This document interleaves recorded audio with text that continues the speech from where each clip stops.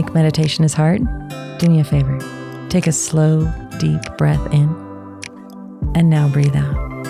Congratulations. You just meditated. Hi, I'm Krystal Jakosky, and this is Breathe In, Breathe Out, a weekly mindfulness and meditation podcast for anyone ready to own their own shit and find a little peace while doing it.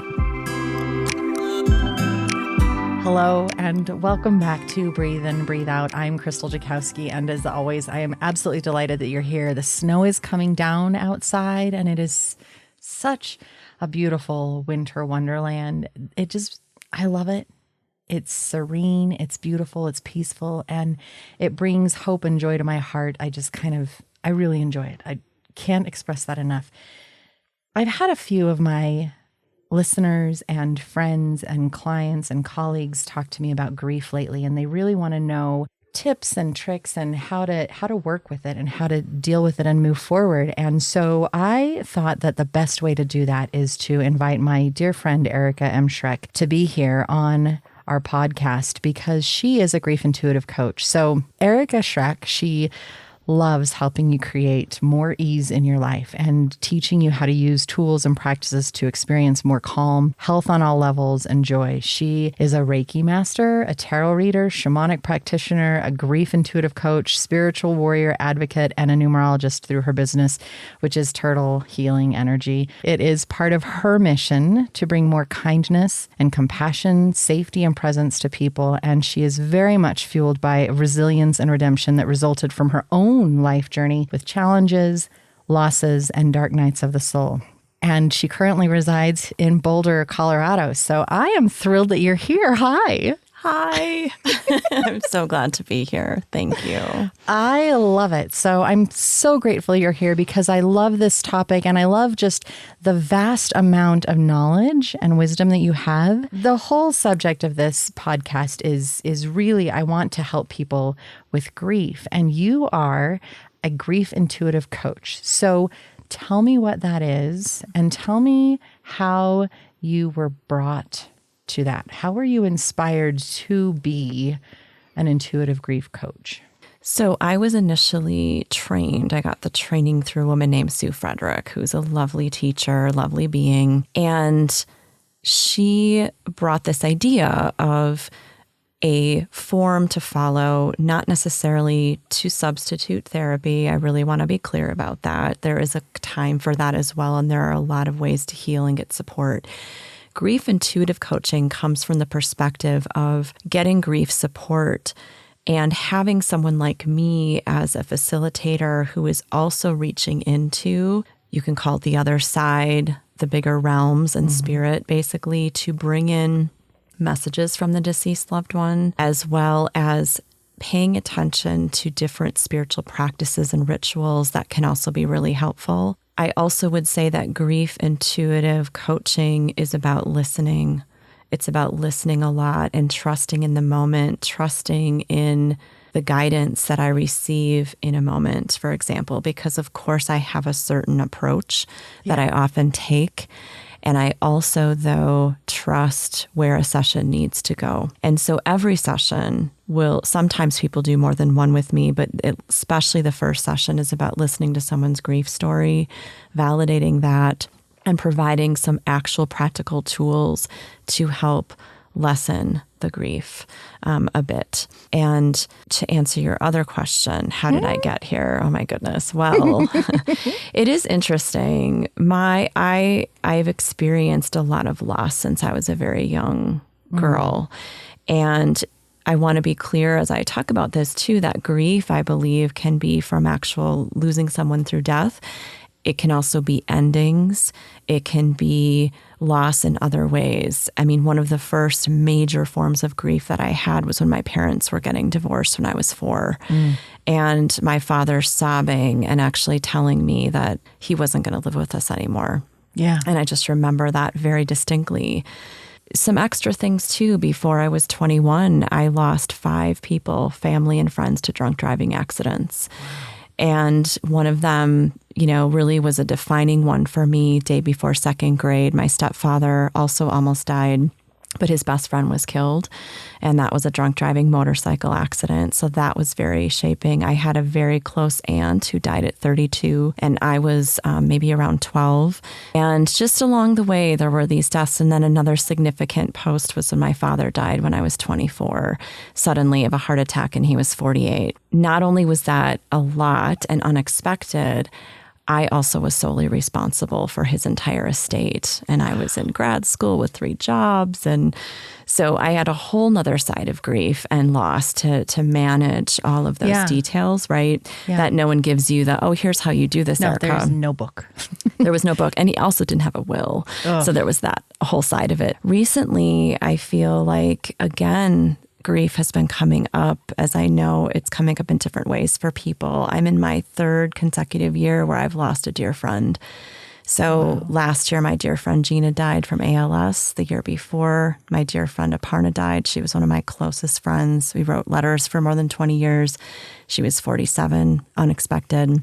And a year almost to that day, my friend Matthew died of a brain tumor. So there's just, grief has been a huge part of my life. And my dog Harley also was huge. You know, I think there's a whole thing with animals, and anyone listening to want to just say that I respect the loss of an animal just as much of a human. I think it's because it's such a caregiving role as well, that it's huge for people. So all of these reasons, I think, have given me a lot of seasoned experience and also comfort. And someone described me as this, and it's really stuck with me after all of the things I just shared. And there's more. But someone said, Erika, you're like that firefighter running back into the burning building. Yeah. And that's how you manage grief. I said, yeah, because I'm not afraid. I will so happily sit with you. We don't need to say anything. I love supporting people in different ways. But what I'll just say for now is I'm really comfortable with it. I'm comfortable with people being in that state, and I've learned so much, so many different things that are healthier ways to manage grief, and how you also can heal with it. That is so simultaneously heartbreaking, and yet knowing you and who you are, inspiring.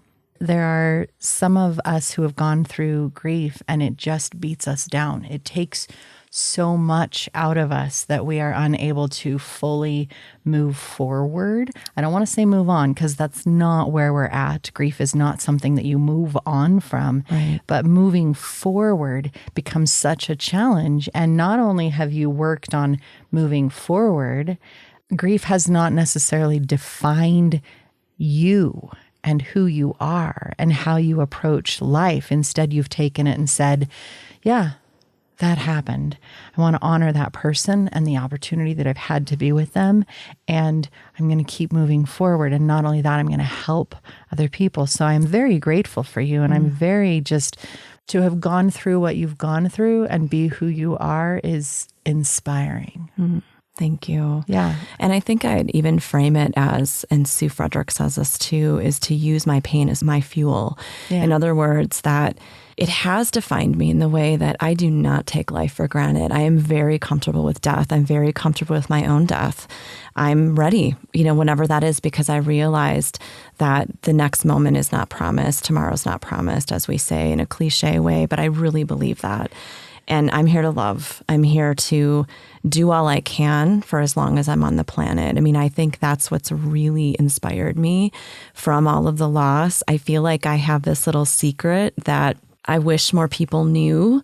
I don't wish people to go through all of the loss to get there. But what I do want to say is the importance of recognizing the gift of life and how we just taking it for granted, putting joy off.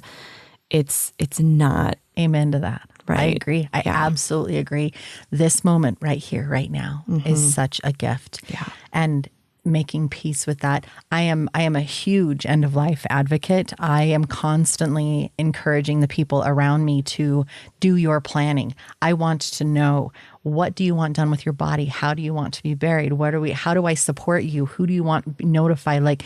I would like to know so that I can help honor you. But not only that, having somebody plan and prepare means that when the time comes for me to support them because they have passed on, I can mourn and experience that better because I'm not stressed out about how do I honor them and what do I have to do and who do I need to call, where do I need to be, because they made that effort. And because we were able to have that conversation, because the conversations don't come up as easily. It's this, I want to shy away from that. That's too morbid. So I have a couple of girlfriends who their husbands, nope, we're not going to talk about it. But they'll talk about it with me and they'll say, hey, I just want to tell you and thank you for having this conversation because it lets them work through, what do I really want?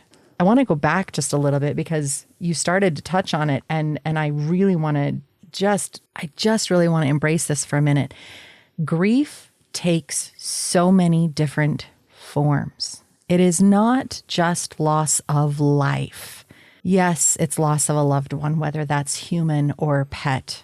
It's also the loss of a job, or most recently, so many people have lost their homes in fires and natural disasters. We experience grief on so many different levels. And if people can honor that and respect that and see that, acknowledge it, then it changes it around. Because I think sometimes we're like, well, I can't grieve for a really long time because that wasn't loss of life. It was still a loss. The defining thing of grief is a loss of something. Right. No matter what that is. It can just be a relationship. You had a breakup. You need to grieve, So I am all about breaking myths. I am all about saying what works for you, not for everybody else around you. I don't care what works for you. If you are grieving, no matter what you are grieving, recognize that, acknowledge that, allow the fact that your heart is broken in some way, shape, or form. And then later, we're going to give you a few tips on how to work with that because grief is grief in its myriad of forms. Everything you've just said, yes, yes, and yes. And we are patterned beings. So if it is the loss of a job, a home through a fire, a pet, a loved one who's died, a loved one who has Alzheimer's, all of those, the deep sadness typically is from we are used to a certain relationship with that home, with the pet, with the human. And that used to and being a pattern being is when it's gone. Wait, what? It sometimes is, even if we know it's coming or if it's sudden, whatever it might be, it's the gap. It's the, where do I put all of this? Yeah. Right. It's like we hear about the quote, grief is just love with no place to go. Right. It's very much, we need a place to put it and we can create those places. Yeah. And at first, and that's why it's helpful to come up with different channels and it doesn't happen instantly, but that's essentially one of the helpers. Yeah. The unexpected transition. And then how can you work with that? What can you do to make that different? So we've talked about lots of different types of grief. And Erika has a few tips on how you can deal with grief because you're not getting over it. Like I said, it's not something to get over with. You live with it.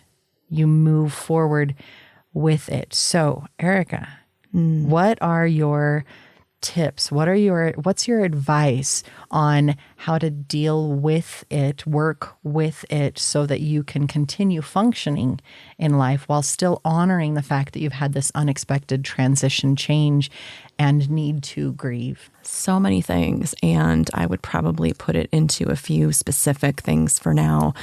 One is simply to start with this. These were golden words from the funeral director from when my dad died. Here I was, I didn't know what the heck I was doing.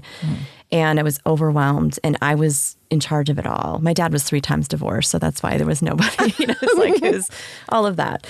And so he pulled me aside, this funeral director, and he said this, and it gives me chills to this day. Erika, a lot of people are going to come up to you and say they know exactly what you're going through. They don't. And this is your journey.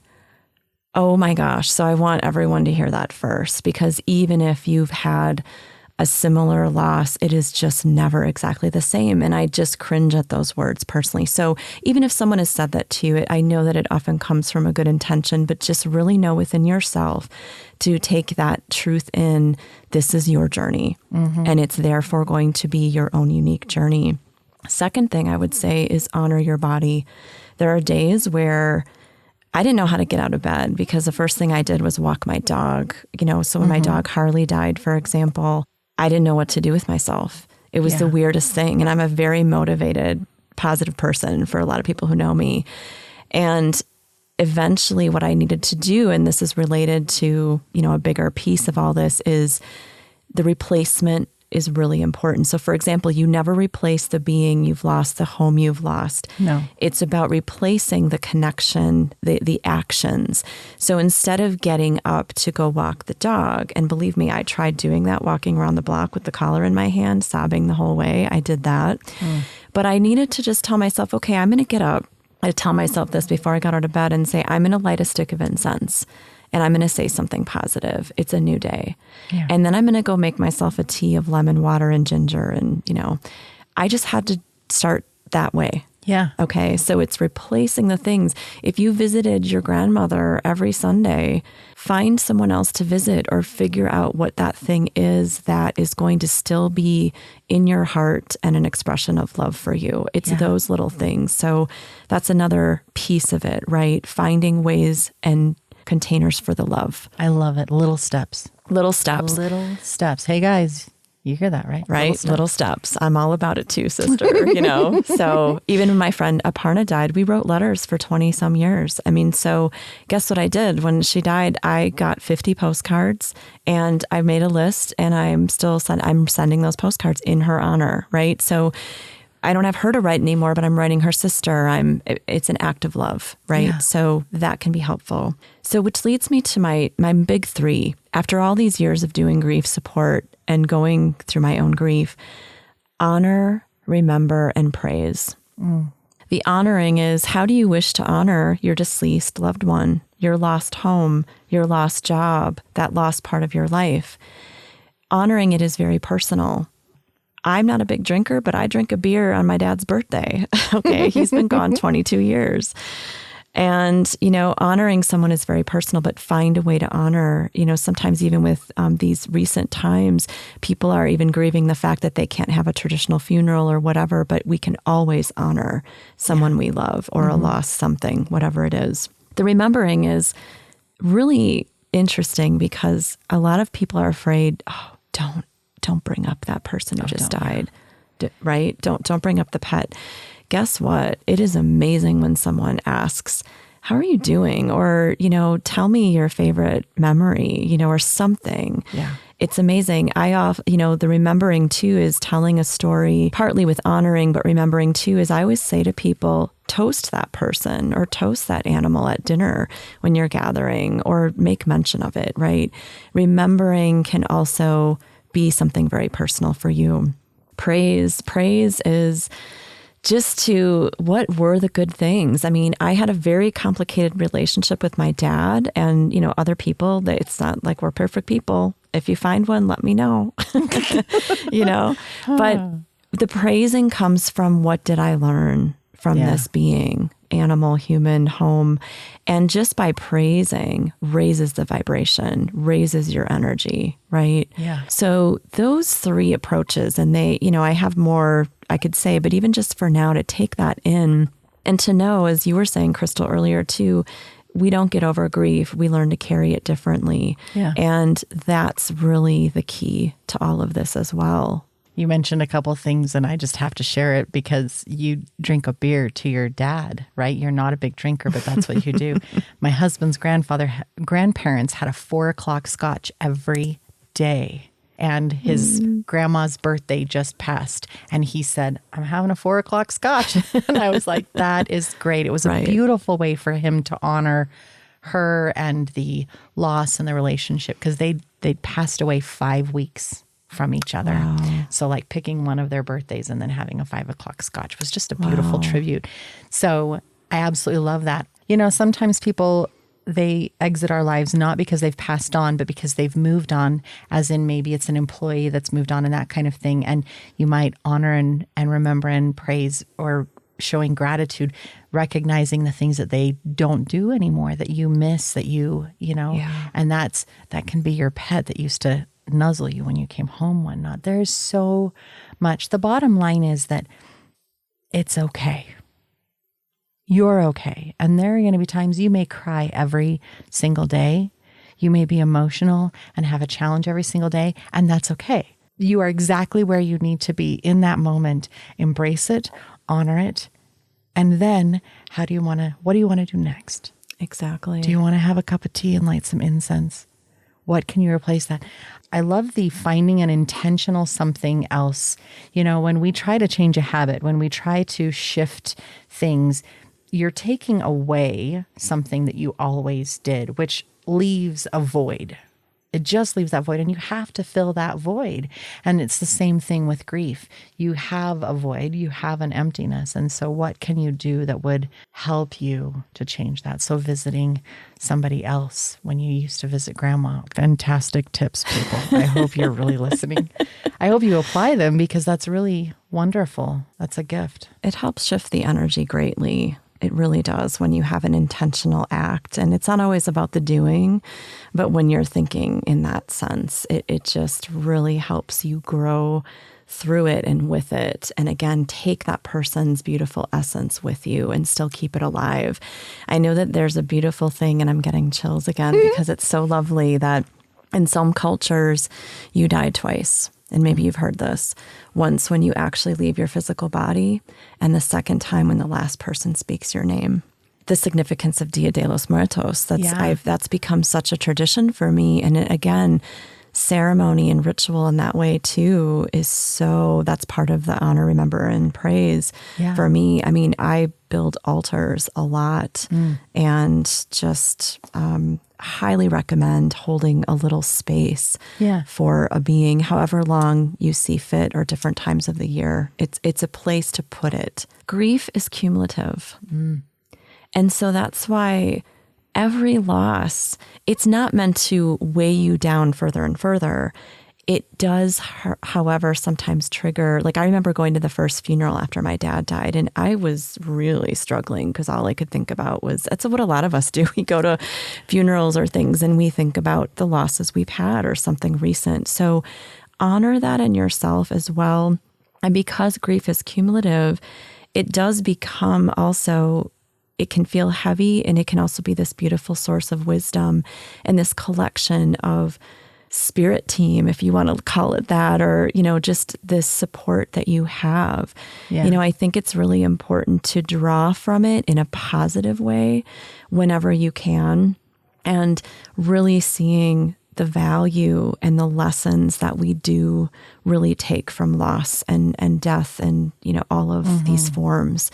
But I just really want people to be gentle with themselves. Yeah. If someone could have told me that more with my first few experiences, especially, and even now, we all need the reminder that whatever kind of loss, whatever kind of grieving you're experiencing, be extra gentle, be extra kind. And I love to just sincerely wish everyone extra love and ease in your heart. Yeah. Because this is where it likes to land. And I love that we're doing this interview in February in Heart Month, because it's heart health is really on all levels: physical, mental, spiritual, and emotional. I absolutely agree. And while you were talking, this other thing just came in that I really want to share. How are you doing is a very challenging question to answer for somebody who is going through a very big transition and change and grief. And so I actually started asking a completely different question. I started saying, hey, on a scale of 1 to 10, where are you at?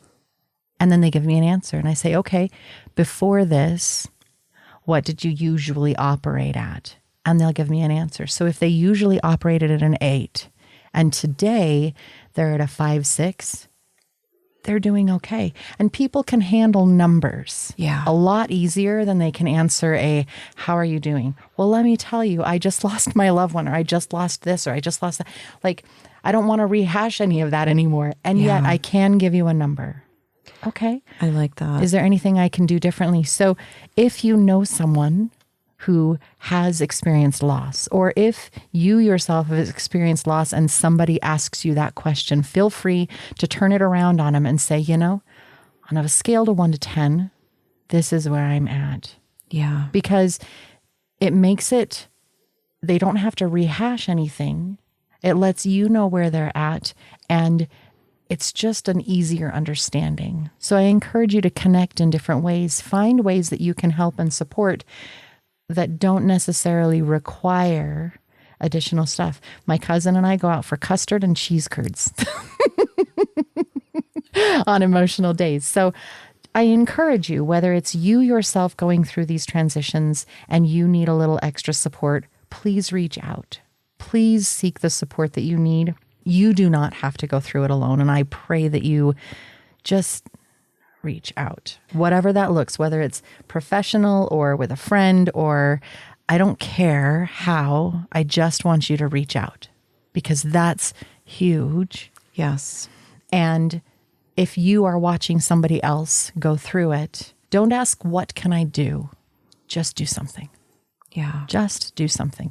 Whether that's sending a letter or taking some groceries or going out to lunch or whatever it is, find something instead of what can I do? Just do it. Be there. Support. Erika, you're fabulous. You're fabulous. I love that you're here, and this has been wonderful. I encourage you guys to follow Erika. She is at turtlehealingenergy.com as her website, and she's also on Facebook at Turtle Healing Energy. And if you'd like to, she's on YouTube at Erika Schreck. Now that's spelled ErikaSchreck. So Erika Schreck, you're absolutely fantastic. I really appreciate you being here and talking about grief with me and giving just another tool that people can use to help move forward in these crazy times that we are experiencing. Thank you so much, Krystal, for having me. Yeah. Thank you. I look forward to seeing all of you guys here again next time on Breathe In, Breathe Out.